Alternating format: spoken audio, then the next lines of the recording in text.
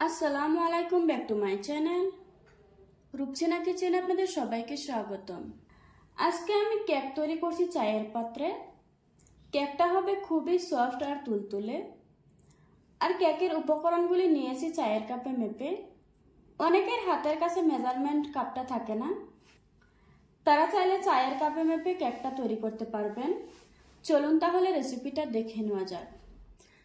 আজকে আমি কেকের সবগুলি উপকরণ এই কাপ দিয়ে মেপে নেব। কেক তৈরি করার জন্য আমি আগে থেকে 3টা ডিম ভেঙে নিয়েছি। এখন একটা বাটিতে নিয়ে নিচ্ছি আর দিয়ে দিচ্ছি 1 কাপ চিনি। একই কাপ দিয়ে মেপে দিয়ে দিচ্ছি 1/2 কাপ সাদা তেল। পরিমাণ মতো দিয়ে দিচ্ছি লবণ।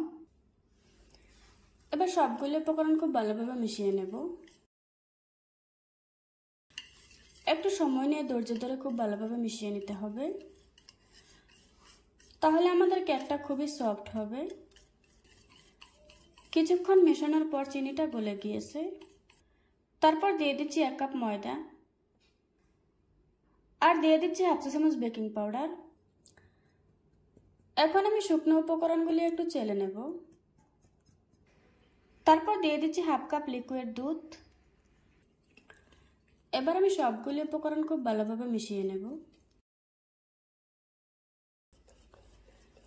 কিছুক্ষণ মেশানোর পর আমাদের কেকের মিশ্রণটা রেডি হয়ে গিয়েছে। আর এখানে আমি একটা চায়ের পাত্র নিয়েছি। তারপর চায়ের পাত্রতে আমি তেল ব্রাশ করে নিচ্ছি। তারপর একটা পেপার বিছিয়ে নিচ্ছি। এখন আমি চায়ের পাত্রে মিশ্রণটা ঢেলে দিচ্ছি। আমি কেকের মিশ্রণটাকে ঢেলে নিয়েছি। এখন উপরে কিছু টুটি ফুটি দিয়ে দিচ্ছি। তারপর একটু নেড়ে দিচ্ছি। এখন চুলায় একটি তাওয়া বসিয়ে দিয়েছি। তারপর কেকের মিশ্রণটা আমি তাওয়ার উপরে বসিয়ে দিয়েছি। তারপর একটা ঢাকনা দিয়ে ঢেকে দিচ্ছি। চুলার আঁচটা মিডিয়াম টু লো ফ্লেমে রেখে 30 মিনিট কুক করে নিতে হবে। 30 মিনিট পর দেখে নেব আমার কেকটা হয়েছে কিনা।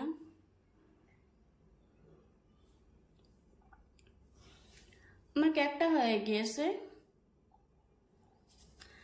এখন আমি চুলা থেকে নামিয়ে নেব। দেখুন বন্ধুরা, আমার কেকটা বানানো হয়ে গিয়েছে। আমি একটু কেটে আপনাদের সাথে শেয়ার করছি।